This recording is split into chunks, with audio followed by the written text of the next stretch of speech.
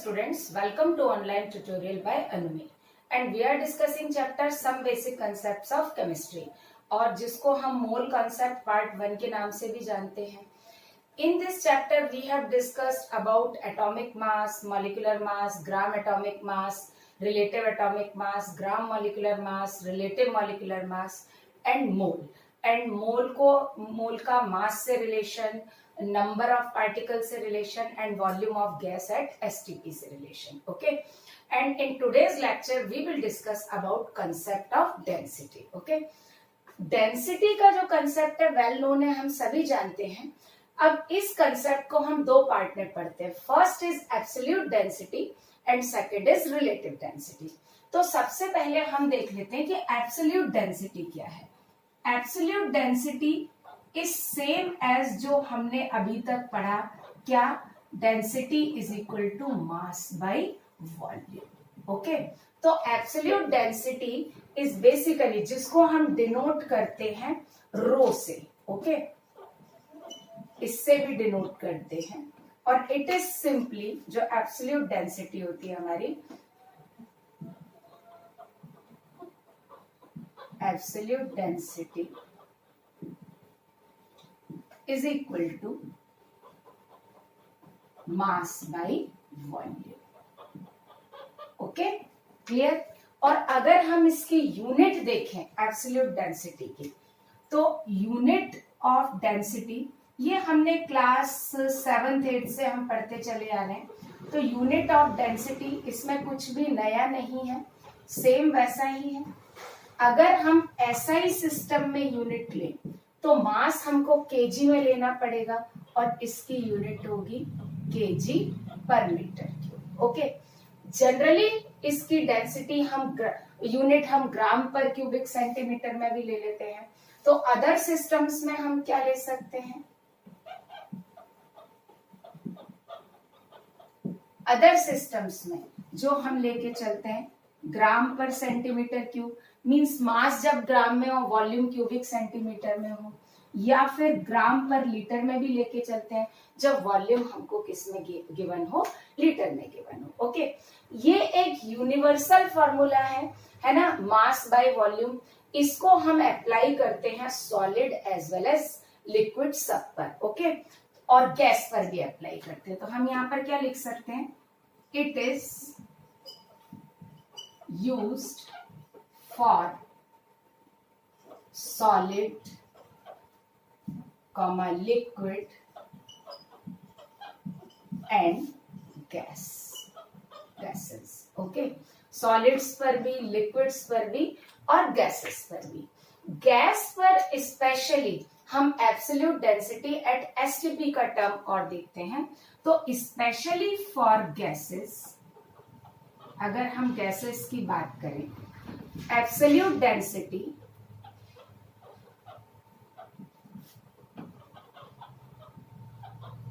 Eight STP, right. STP हमको पता है standard temperature and pressure. Standard temperature कितना? 0 डिग्री सेल्सियस और प्रेशर कितना? 1 atm. ओके. तो गैस के लिए अगर हम एब्सोल्यूट डेंसिटी एट STP की बात करें तो it is molar mass of gas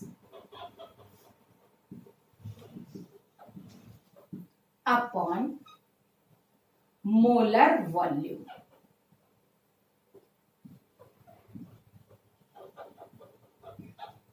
eight STP. देखो बिल्कुल सिंपल सी बात है. जब हम 1 मोल का मास लेंगे तो वॉल्यूम भी हमको 1 मोल का लेना पड़ेगा. ओके. तो एब्सोल्यूट डेंसिटी एट STP अगर हम 1 मोल के लिए निकालें तो molar mass of gas upon molar volume at STP. अब मोलर वॉल्यूम एट STP हमको पता है, since molar volume at STP कितना होता है? 1 मोल का वॉल्यूम 22.4 लीटर. ये तो लीटर में हो गया. और अगर हम क्यूबिक सेंटीमीटर या ml में निकालें देन इट इज 22400 ml और क्यूबिक सेंटीमीटर, राइट. तो जब हम absolute molar density at STP निकालेंगे तो क्या हो जाएगा, absolute molar density. Molar density का मतलब 1 मोल गैस की डेंसिटी एट एसटीपी। तो यहां क्या हो जाएगा, molar mass of gas upon volume हम क्या लेंगे 22400। ओके, और इसकी यूनिट आएगी, वो यूनिट आएगी ग्राम पर क्यूबिक सेंटीमीटर। क्यों, क्योंकि हमने मोलर वॉल्यूम क्यूबिक सेंटीमीटर में रखा है। ओके, तो अगर आप इसको देखें तो बहुत सिंपल सा कंसेप्ट है, density is simple mass by volume, जिसको हम सॉलिड लिक्विड गैस सबके लिए अप्लाई कर सकते हैं। स्पेशली फॉर गैसेस हम एब्सोल्यूट डेंसिटी एट एसटीपी भी डिफाइन करते हैं for 1 mole of the gas, that is molar mass of gas at STP upon molar volume at STP. And molar volume at STP we know this कितना 22400 ml और cubic centimetre. So absolute molar density at STP is equal to molar mass of gas upon 22400 gram per cubic centimeter. Okay. Now we will look at concept of relative density.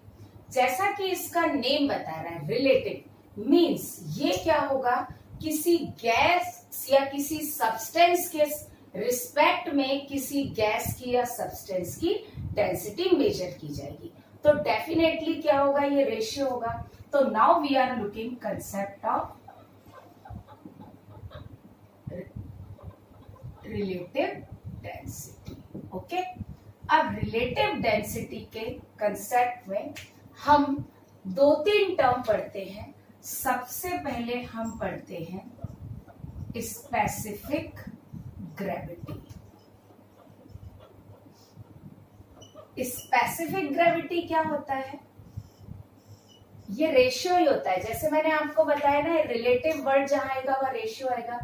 Specific gravity is defined as density of a substance with respect to density of water at 4 degree Celsius in gram per ml। Okay, तो हम यहां पर क्या लिख सकते हैं, it is defined as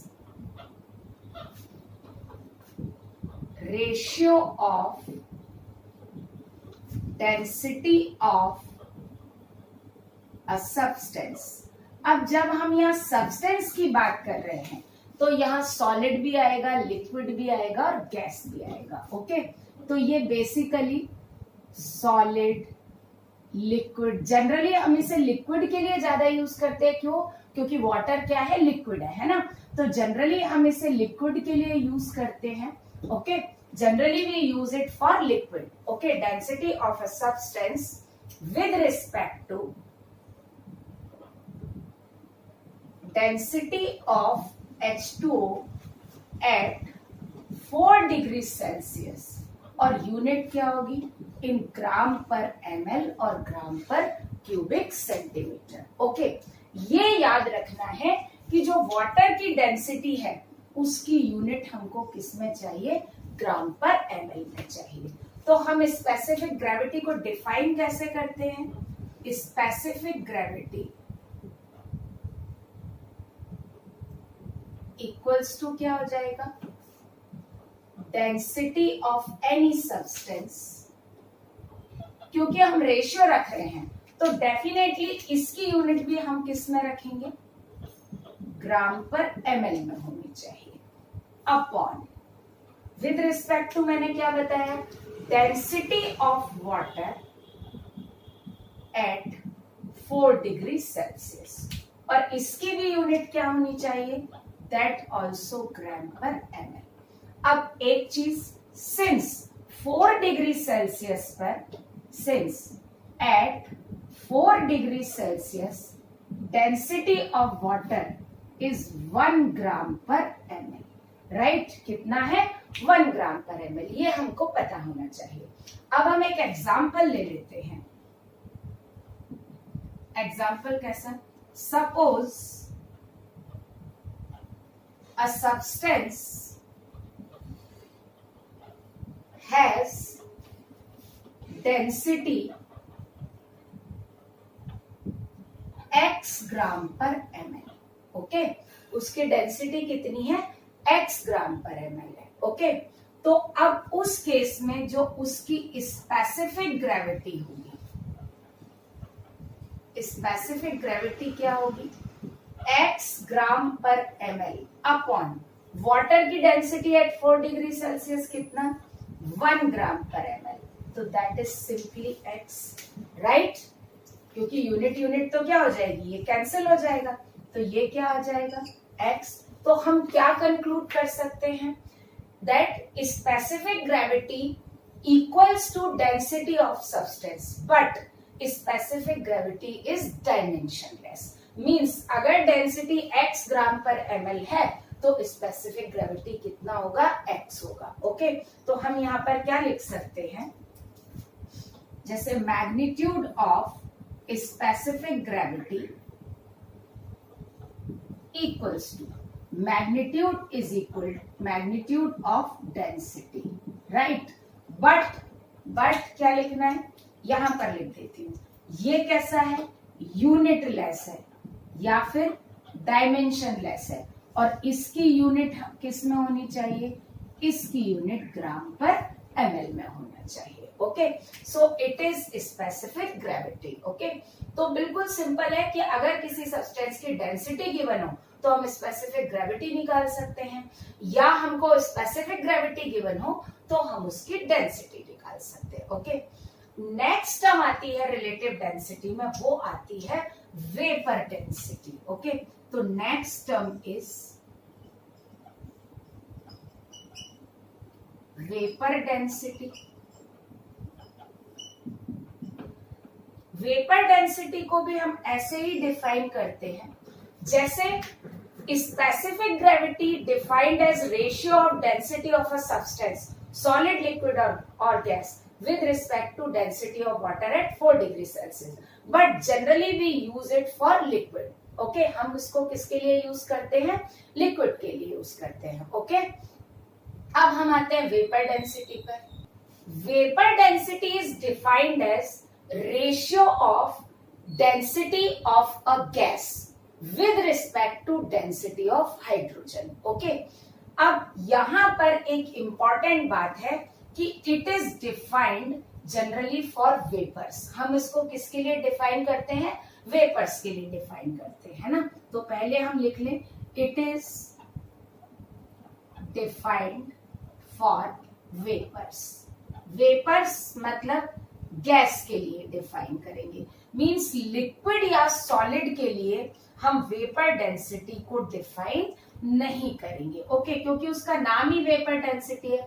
हाँ, liquid को आप वेपराइज कर दीजिए, लिक्विड को किस में कन्वर्ट कर दीजिए, वेपर में, फिर हम उसके लिए वेपर डेंसिटी डिफाइन कर सकते हैं। ओके, अब हम डेफिनेशन देखें, वेपर डेंसिटी क्या होता है, it is ratio of density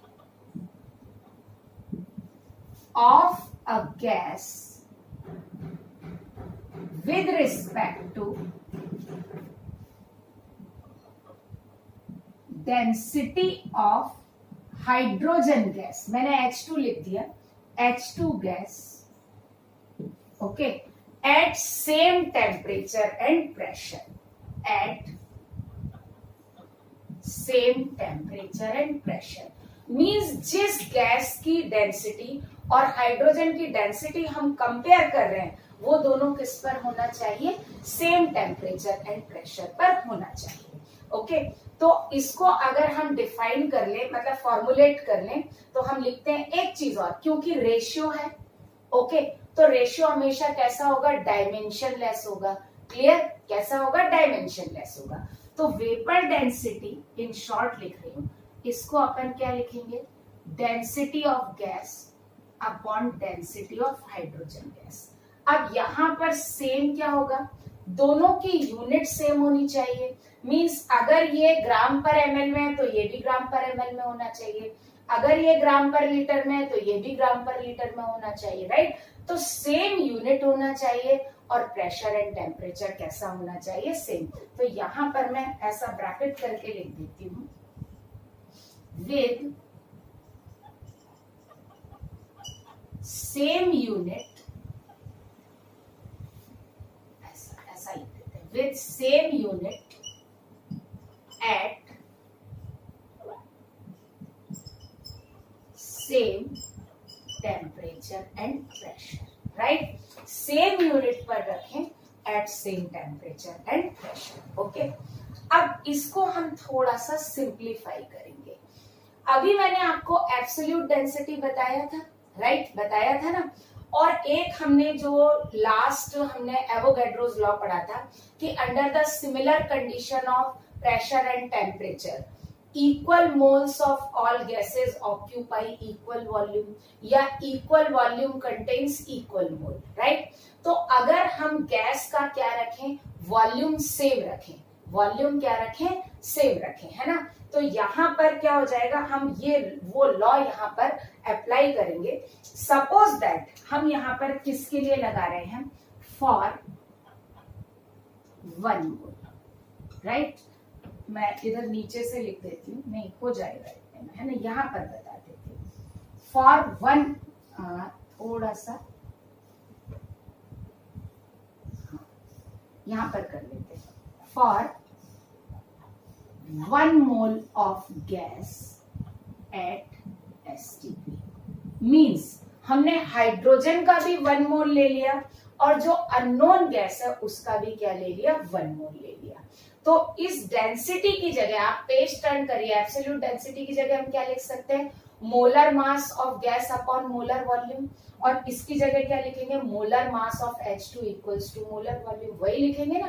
तो हमको यहाँ पर क्या पता है, यहाँ पर लिख लेते हैं, density is equal to molar mass of gas upon molar volume की जगह मैं 22.4 या ml में लिख लेती हूँ 22400 ml, ये अभी हमने पढ़ा था, राइट, ये हमने अभी पढ़ा था, है ना। तो ये हम लिख सकते हैं। तो यही चीज हम यहाँ पर पुट करें तो vapour density is equal to क्या हो जाएगा, molar mass of gas upon 22400, और यहां पर क्या हो जाएगा, molar mass of H2 upon 22400, right, है ना। किसी भी गैस के लिए हम वो अप्लाई कर सकते हैं, molar mass of gas upon 22400 ml। तो हाइड्रोजन के लिए हम क्या लिखेंगे, molar mass of hydrogen upon 22400, और किसी अननोन गैस के लिए क्या लिखेंगे, molar mass of unknown gas upon 22400। अब बताइए इसमें क्या कैंसिल हो रहा है, इसमें कैंसिल हो रहा है, ये दोनों कैंसिल हो जाएंगे, और हाइड्रोजन का मोलर मास कितना होता है, 2। तो यहां पर मैं लिख देती हूँ, since molar mass of H2 equals to 2, है ना। तो अब यहां पर मैं फाइनली लिख देती हूं कि वेपर डेंसिटी क्या हो जाएगा, तो वेपर डेंसिटी हो जाएगा molar mass of gas upon 2, right.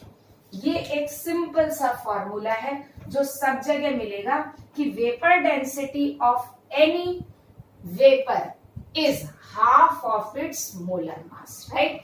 अगर हम किसी भी वेपर जो सब्सटेंस वेपर स्टेट में है उसके मोलर मास को 2 से डिवाइड कर देंगे तो हमें उसकी क्या मिल जाएगी, वेपर डेंसिटी मिल जाएगी। एक बार मैं फिर से समझा देती हूँ वेपर डेंसिटी। वेपर डेंसिटी क्या होता है, density of gas with respect to density of hydrogen, okay, with same unit at same temperature and pressure। Condition क्या है, इस डेंसिटी की यूनिट और हाइड्रोजन की जो डेंसिटी है इन दोनों की यूनिट क्या होनी चाहिए, सेम। अब हम जरा एब्सोल्यूट डेंसिटी वाले टर्म पर आते हैं। For 1 mole of gas eight STP, अभी हमने एब्सोल्यूट डेंसिटी में पढ़ा था, for 1 mole of gas eight STP density क्या डिफाइन होती है, molar mass of gas upon molar volume. Molar volume मैंने ml में रखा, 22,400 ml, राइट।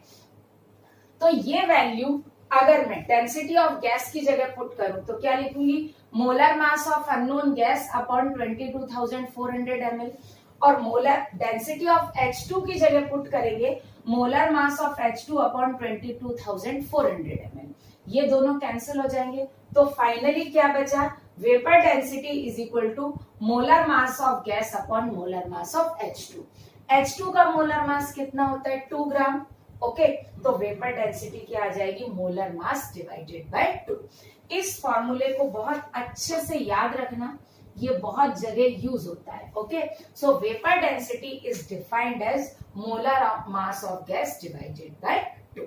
ओके, नाउ जैसे हमने वेपर डेंसिटी का कंसेप्ट देखा था, वेपर डेंसिटी क्या थी, density of gas with respect to density of hydrogen. वैसे ही हम relative density with respect to other gas than hydrogen भी डिफाइन कर सकते हैं। तो इसको हम कैसे लिखेंगे, relative density with respect to any reference gas. हम किसी भी गैस को क्या मान लें, रेफरेंस गैस मान लें। रेफरेंस गैस हमारा O2, CO2 और हीलियम, नियॉन, मीथेन कुछ भी हो सकता है। तो ये क्या हो जाएगा, that is equals to density of gas upon density of reference gas, right. जिस गैस को हमने क्या माना है, रेफरेंस गैस माना है। अब जैसे हमने वेपर डेंसिटी में इसको डिफाइन किया था, इस डेंसिटी की जगह हमने क्या लिख दिया था, आप देखिए, तो हमने क्या लिख दिया, मोलर मास ऑफ गैस, क्योंकि वॉल्यूम तो कैंसिल हो जाएगा, that will be molar mass of reference gas, right. जिस गैस को हमने रेफरेंस गैस माना है। मैं एग्जांपल बता देती हूँ, उससे बहुत अच्छे से क्लियर हो जाएगा। फॉर एग्जाम्पल, हमको देखना है relative density with respect to oxygen gas, right, clear. तो इस केस में क्या होगा, relative density equals to molar mass of gas, जो भी गैस हो X, Y, Z, है ना, अपॉन क्या हो जाएगा, मोलर मास ऑफ O2। और O2 का मोलर मास कितना होता है, 32।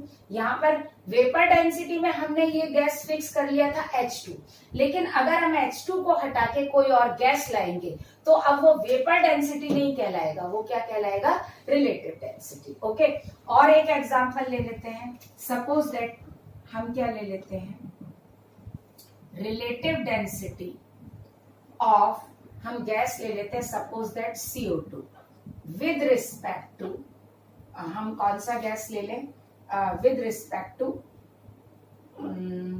हीलियम ले लेते हैं, राइट। तो इस केस में क्या हो जाएगा, देखो मैं डिफरेंस बता देती हूँ यहाँ पर। Relative density of CO2 with respect to what, helium, तो क्या हो जाएगा, molar mass of CO2 upon molar mass of helium. Helium का मोलर मास 4 होता है। यहीं पर मैं एक डिफरेंस बता देती हूँ। अगर आपसे पूछा वेपर डेंसिटी ऑफ CO2, तो जब वेपर डेंसिटी टर्म आएगा, राइट, तो यहां पर विद रिस्पेक्ट टू हाइड्रोजन लिखने की जरूरत नहीं है। जो हम लिखते हैं ना, विद रिस्पेक्ट टू H2, ये लिखने की जरूरत नहीं है, बिकॉज ये अंडरस्टूड है कि vapour density is always with respect to H2, so there is no need to write this term. However ये अंडरस्टूड है, तो यहां पर हम क्या लिखेंगे, relative density of CO2, sorry, vapour density of CO2 that is equals to molar mass of CO2 upon 2। क्यों, क्योंकि हाइड्रोजन का मोलर मास क्या होता है, 2 होता है। तो जब भी वेपर डेंसिटी पूछा जाए तो ब्लाइंडली आप मोलर मास को क्या करो, 2 से डिवाइड करो। लेकिन रिलेटिव डेंसिटी पूछा जाए तो रिलेटिव डेंसिटी के साथ रेफरेंस गैस जरूर मेजर होगा, right. With respect to oxygen, जैसे मैंने हीलियम ले लिया, हीलियम की जगह मीथेन भी हो सकता था, तो हम वहां पर क्या पुट कर देते, molar mass of methane. Okay, so this is the concept of density. Now we will look at some numericals based on this concept. Now we will look at some numericals based on the concept of density. Okay, तो यहाँ पर मैंने ये 5 numericals लिखे हुए हैं, इनको हम 1 by 1 सॉल्व कर लेते हैं। मैं एक सेपरेशन लाइन यहाँ ड्रॉ कर देती हूँ और इसके नीचे हम सॉल्यूशन देख लेंगे। आप चाहें तो वीडियो पॉज करके आप खुद से भी सॉल्व करिए, अदरवाइज आप मेरे साथ देखिए। तो सबसे पहले हम देखते हैं question number 1। Specific gravity of a substance is 1.8, find mass of 100 ml of solution, right. अब इसमें हमको स्पेसिफिक ग्रेविटी गिवन है, ओके। तो यहां हम लिख लेते हैं specific gravity is 1.8। It means अगर हम ये बोलें कि डेंसिटी ऑफ सब्सटेंस वो कितना हो गया 1.8 ग्राम पर ml या 1.8 ग्राम पर क्यूबिक सेंटीमीटर। अब हमारे पास डेंसिटी भी है और वॉल्यूम भी है और हमको क्या निकालना है, मास। अब since we know density is equal to क्या होता है, mass by volume, okay. Volume कितना गिवन है 100 ml और डेंसिटी कितनी है 1.8। तो बहुत सिंपल सा कंसेप्ट है, ये आ जाएगा 1.8 is equal to mass by 100। So therefore क्या आ जाएगा, मास इक्वल्स टू, यहां पर थोड़ा सा स्पेस कम है, मैं यहां लिख देती हूं, therefore mass of substance equals to 180 gram, okay. तो हमने स्पेसिफिक ग्रेविटी और वॉल्यूम से सॉल्यूशन का क्या निकाल लिया, मास निकाल लिया, okay. So it is question number 1। Now we come at question number 2। हम क्वेश्चन नंबर 2 देखते हैं। Find vapour density and relative density with respect to CH4 of SO3। Means हमको SO3 की वेपर डेंसिटी भी निकालनी है और relative density with respect to CH4 निकालनी है। तो हमको क्या पता है, since vapour density is equal to क्या होगा, molar mass of SO3 divided by 2 या मोलर मास ऑफ H2 ये होगा, and relative density with respect to CH4 that is molar mass of SO3 divided by molar mass of CH4, okay। तो बस हम SO3 का molar मास निकाल लेते हैं। ये वाला पार्ट अब मैं रब करूंगी क्योंकि क्वेश्चन एक लाइन में हो जाएगा, आप नोट कर लीजिएगा। Now molar mass of SO3, sulphur का मोलर मास 32 और ऑक्सीजन का molar mass 16। So molar mass of SO3 is 80 gram पर mole, right. And molar mass of CH4, carbon का 12 और हाइड्रोजन का 1, तो ये कितना होगा 60 ग्राम पर मोल। अब आ जाएगा, इसी से हम सॉल्व कर लेते हैं। Therefore vapour density of SO3 is equal to 80/2 means 40। तो वेपर डेंसिटी कितना आ गया 40 आ गया। अब हमको निकालना है relative density with respect to CH4। तो रिलेटिव डेंसिटी क्या होगा, that is 80/60 and that is equals to 5। बहुत सिंपल और छोटे छोटे से न्यूमेरिकल हैं, है ना, relative density with respect to CH4। It is question number 2। Now we will look at question number 3। हम question number 3 को देखते हैं। Absolute density of a gas is 1.25 into 10 raised to power -3 gram per ml at STP। Find molar mass of gas। देखो ये मैंने आपको बताया था absolute density at STP is equal to क्या होगा, molar mass of gas upon molar volume, right.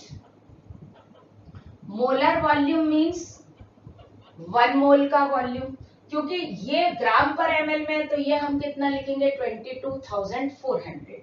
तो it will B absolute density कितनी है 1.25 into 10 raised to power -3 molar mass of gas and that is divided by 22,400 ml।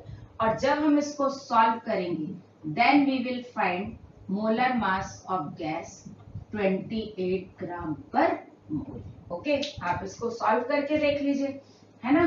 तो इसको solve करने पर molar mass आ जाएगा 28 ग्राम पर mole. Okay, so it is question number 3। Now we will look at solution of question number 4 and 5। तो first हम आते हैं क्वेश्चन नंबर 4।